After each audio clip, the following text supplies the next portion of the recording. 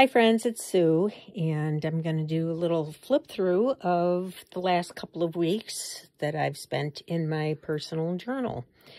So I left off on the 18th and didn't journal on the 19th, but over the weekend I just started with this little thing. I just had a piece of graph paper in here, or ledger paper rather, and didn't have that much going on, but I subscribed to Paper Pippi, one of her subscriptions for, I think it's $3.50 a month. You get 5 pages of digitals with a particular theme, and it's spring. So this month she had a lot of images of having to do with rain or also with flowers, but I took a bunch of the rain images and kind of put them together and made a little pocket here. If you're old like me, you remember some horrendous fashion statements revolving around rain, such as these see-through plastic rain boots. Pretty hideous to think about people wearing them now.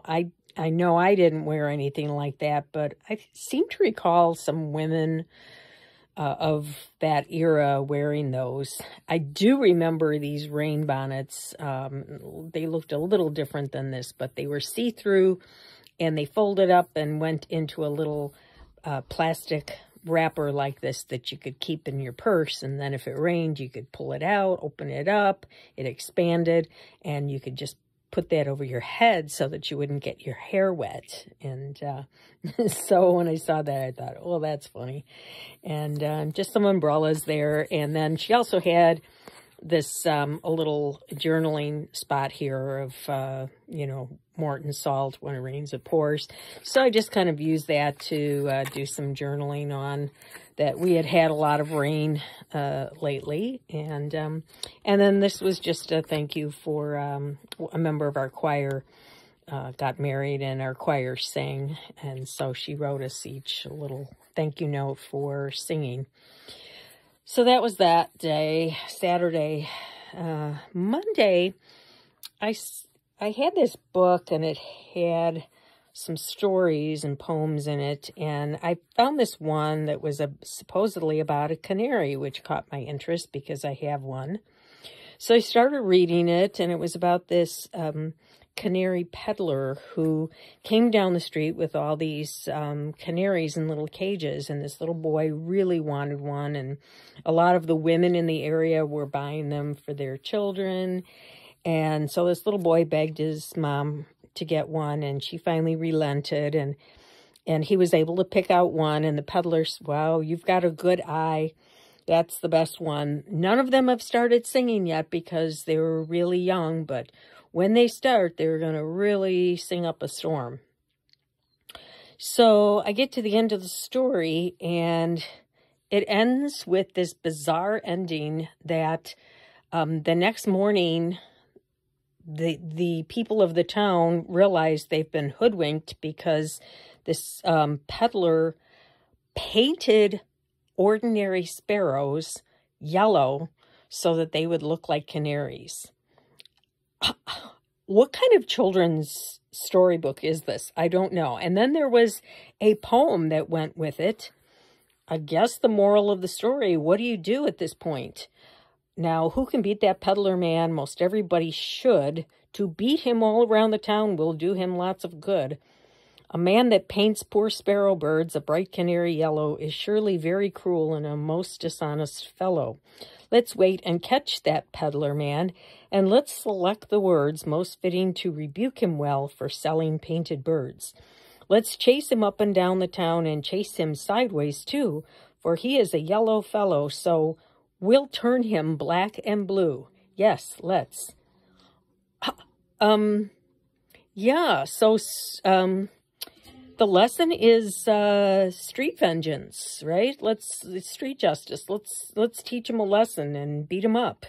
So, not sure what kind of story this was for kids, but, it was funny to me, so I had to just put that in my journal. And yeah, I don't know. And also, this was Earth Day, so, you know, remember, you're strongly encouraged not to paint over any animals.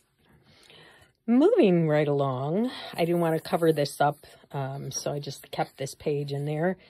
And this was the other page. And I went out with some friends for breakfast, and we got to talking about things from the past and new inventions for the time. And TV Time popcorn was one of them. It came with, for those of you who are too young to remember, it came with kernels on one side and this orange, yellowish orange popping oil.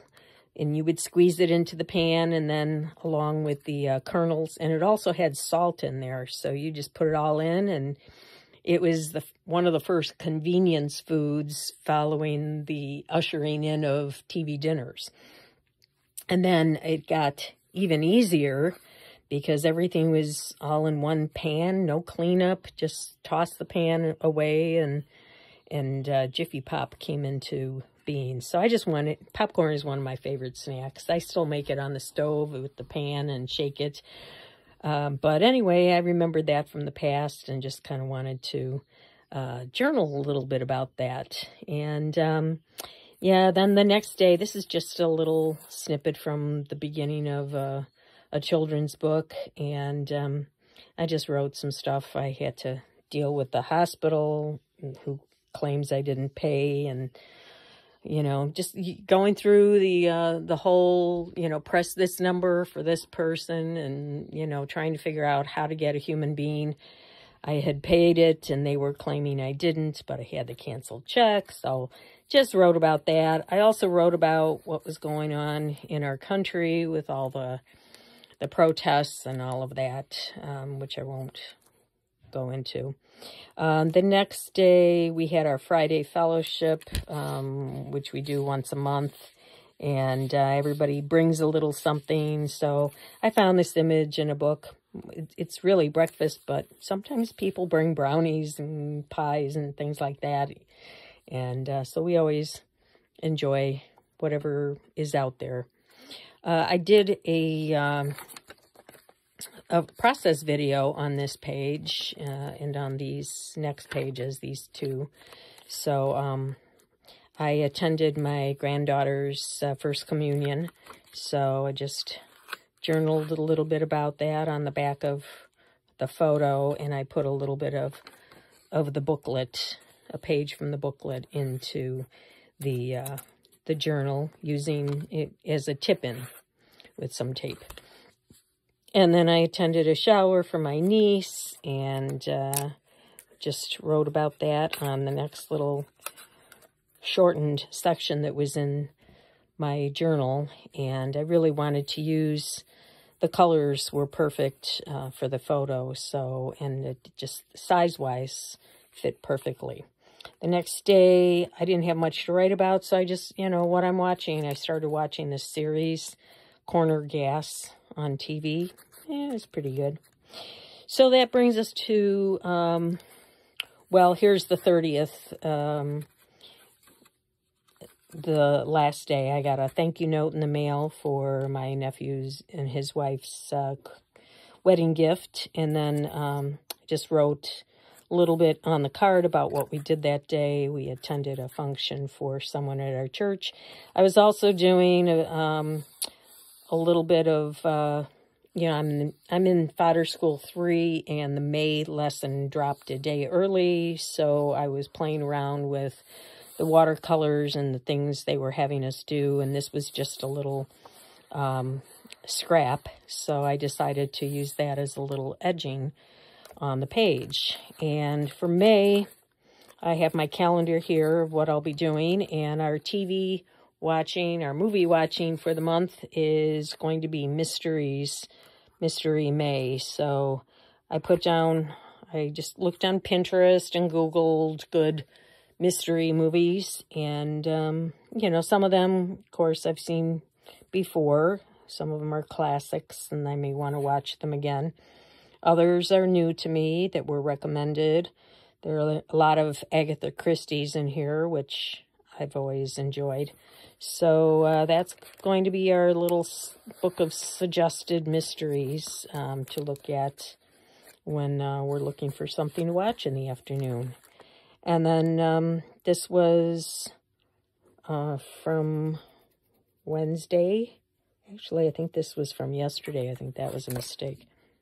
But anyway, I was fooling around with some things in our fodder school, making some fodder, and I was watching videos of other people making fodder as well, so I'm not sure which one this was from. I think this was just making some interesting fodder from some video I watched.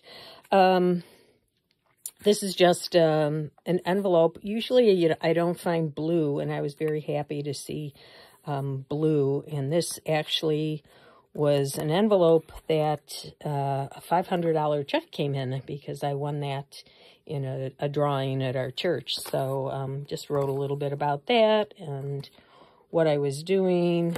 We had someone come out to give us an estimate for our kitchen remodel. Yikes. So that was fun. And this was just from a bit from magazine Somerset Studio. Sometimes they give you some paper that's one-sided that you can use in your own whatever you're doing. So that was just a card I chose for the journaling and put a little trim on there. It seemed to go well with the feathers that were on the back of this page. So anyway, that's where we are for the last couple of weeks, and thanks for coming along and taking a look, and I'll be back with the next one. So till then, bye-bye.